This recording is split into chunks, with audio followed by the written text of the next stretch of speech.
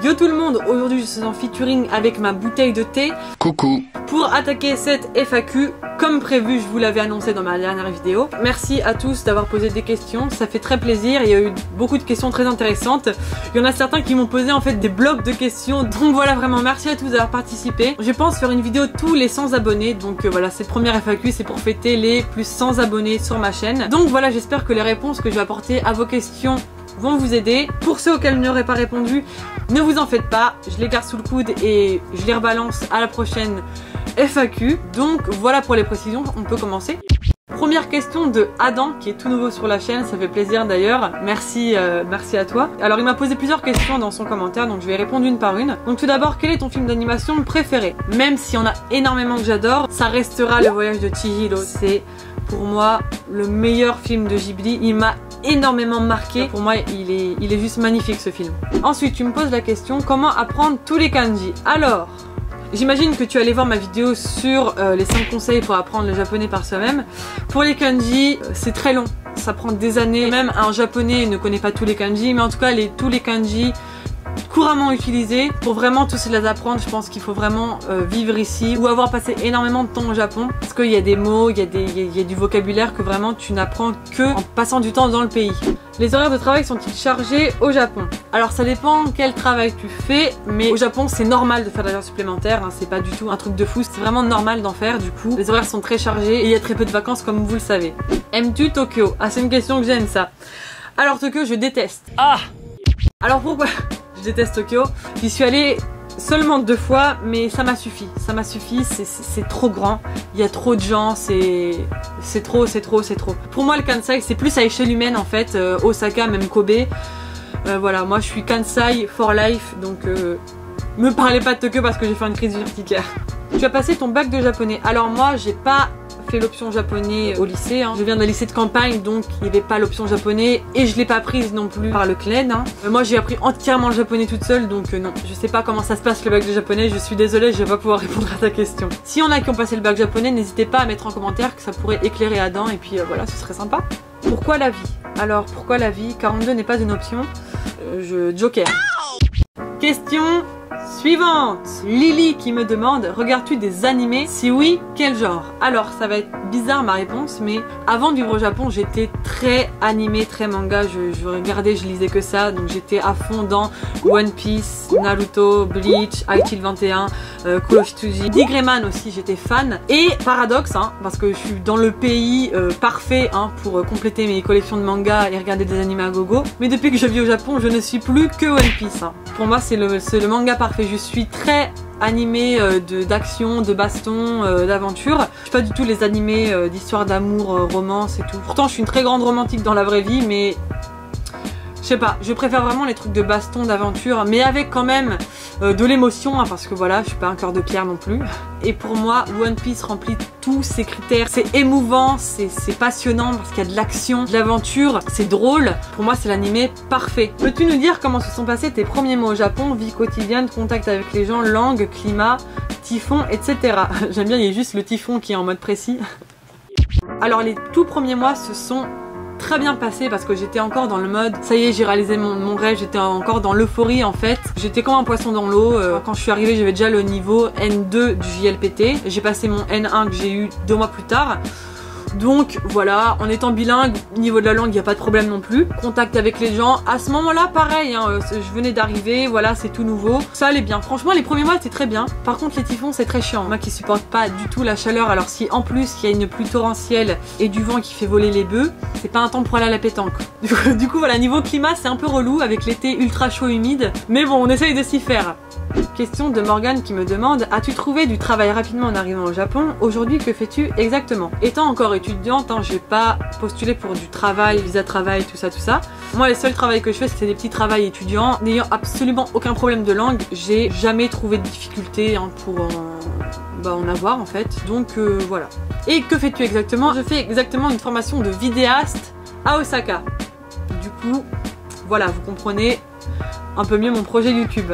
Question suivante, question d'Emilie qui me demande: ton style personnel vestimentaire a-t-il évolué depuis que tu es au Japon? Et en développement, elle m'a aussi posé: est-ce que tu penses que tu as changé entre le avant Japon et le après Japon? D'abord, je vais répondre sur le plan vestimentaire. Alors oui, j'ai beaucoup changé de style de vêtements. Alors j'ai pas un style particulier, on peut pas me mettre dans tel caste à tel style de vêtements, hein. J'aime plein de types de vêtements différents, mais ouais, c'est vrai que j'ai beaucoup évolué de style. Par exemple, l'année dernière ou il y a 2 ans, j'étais vraiment dans quelque chose de très sophistiqué, un peu giallo pour ceux qui connaissent, hein. Je vous mets quelques exemples. Mais c'est vrai que là je suis plus repassée à un style plus rock, street. J'aime bien tout ce qui est un peu rock, punk, avec veste en cuir, jean troué, voilà. Et le avant et après Japon. Alors avant le Japon, hein, j'étais vraiment dans le mode il faut que je m'adapte au maximum à la culture japonaise. Je faisais vraiment les efforts que je pouvais pour essayer de me l'intégrer au plus profond de moi, vraiment essayer de penser comme eux. Mais je me suis rendu compte que c'était impossible en fait, de limite jeter ce que je suis moi pour vraiment me formater à eux en fait. Et c'est absolument pas bon de faire ça. Alors assimiler des traits de la culture, comprendre les coutumes, tout ça, il n'y a aucun problème là-dessus. Mais d'aller, entre guillemets, effacer ton identité pour essayer de t'en créer une nouvelle, c'est absolument pas bon. Je me suis rendu compte de ça en fait à force des années, à force d'être ici. J'étais quelqu'un de très naïf à la base. Maintenant je suis quelqu'un qui fait très difficilement confiance. J'aime pas les gens. Plus le temps passe, moins j'aime les gens. Je suis devenue une grosse asociale en fait. Question de Jean-Baptiste qui me demande: quelles ont été tes plus grandes joies et déceptions par rapport au Japon depuis que tu y vis? Quels sont les trucs français qui te manquent le plus et ceux qui te manquent le moins? Très bonne question Jean-Baptiste, merci. Alors mes plus grandes joies, la joie que c'est un pays quand même vachement pratique sur énormément de points. Un truc tout con, hein, très cliché, mais les combini, des boutiques absolument ouvertes tout le temps, c'est tellement le pied.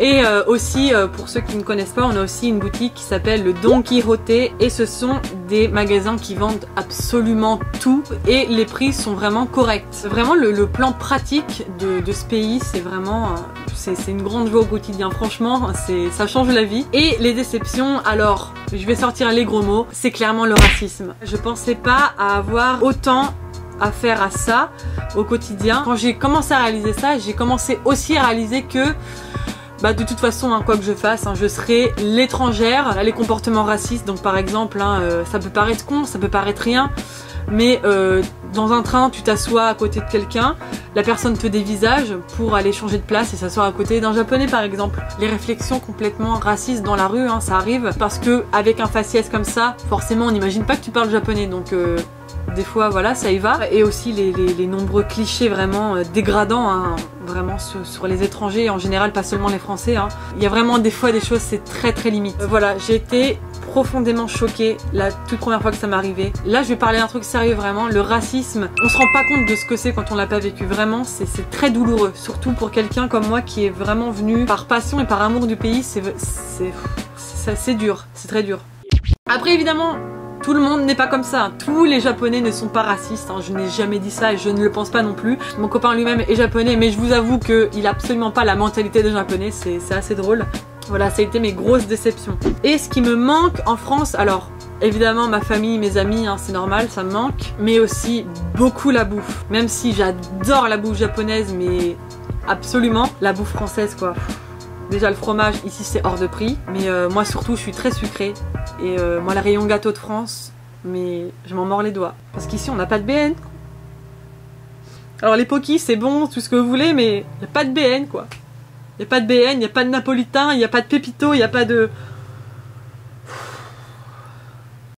Quand je rentre en France pour quelques semaines à chaque fois, c'est... Oh là là, c'est la joie d'aller dans le rayon gâteau, machallah. Et ce qui me manque pas du tout, alors c'est le côté ultra pas pratique de la France en fait. Et j'ai les supermarchés qui ferment à 19 h, tous les trucs fermés le dimanche, parce que oui, au Japon, tout est ouvert le dimanche. Pareil, ça me manque pas non plus. As-tu déjà eu des envies de partir de ce pays? Est-ce que tu as déjà eu le mal du pays à un moment donné et tu voulais retourner en France même si c'était juste pour souffler un peu? Alors oui, ça m'est arrivé. Quand j'ai commencé à ressentir de plus en plus en fait ce racisme, cette discrimination, ça m'a tellement fait mal en fait que ouais, j'ai eu vraiment des envies de rentrer. J'en avais marre. C'est vrai que je suis bien ici, je suis bien, c'est juste que voilà, comme partout, il y a des mauvais côtés, il y a des choses qui m'énervent, hein. Je suis la première à me plaindre de la France d'ailleurs. Donc voilà, oui, j'ai eu des envies de rentrer pour souffler parce que j'en avais marre. voilà. Lia qui m'a posé un énorme bloc de questions. Alors, je vais en sélectionner quelques-unes dans ce que tu m'as demandé et je garde le reste sous le coude pour une prochaine FAQ, t'en fais pas. Tu préfères le Japon de jour ou de nuit? J'aime bien le Japon de nuit pour le paysage. Ça paraît bizarre, mais j'aime énormément les paysages de nuit, c'est très beau. Mais l'ambiance de nuit, j'ai horreur. Je suis pas du tout quelqu'un de la nuit à aller faire à la fête, aller en boîte. Je suis d'ailleurs jamais allée en boîte, donc non, c'est pas pour moi du tout. Et tout ce qui est les nomiyagai, donc nomiyagai, les rues de bars, tout ça, c'est vraiment pas pour moi, j'ai horreur de ça. Mais voilà, je préfère carrément le Japon de jour pour ce qui est de l'ambiance en tout cas.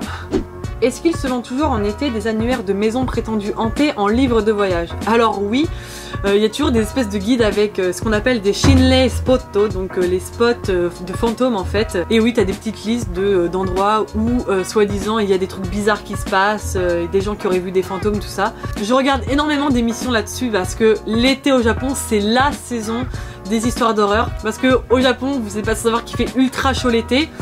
Et le fait de raconter des histoires qui font peur, ça rafraîchit en fait, ça fait froid dans le dos, rafraîchir, tout ça, jeu de mots.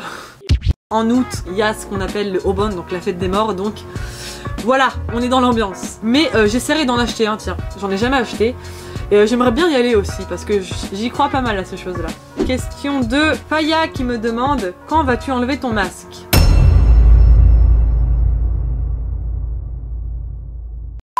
Alors, je savais que ça allait arriver un jour. Vous voulez vraiment que j'enlève là? Vous voulez vraiment que j'enlève face caméra?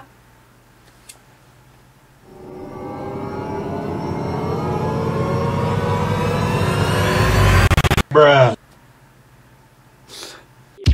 Non, je suis désolée, je suis absolument pas encore prête pour enlever mon masque. Peut-être le jour où je me serais fait mon nez, parce que mon nez étant mon principal complexe. Voilà pour la parenthèse nulle. Et on va finir sur une touche musicale, hein, avec la petite question de Marc qui me demande quels sont tes groupes japonais préférés, à quand un épisode dédié à la musique nippone. Alors si la question peut s'étendre aussi aux artistes et pas seulement aux groupes, je vous mets une petite liste juste ici.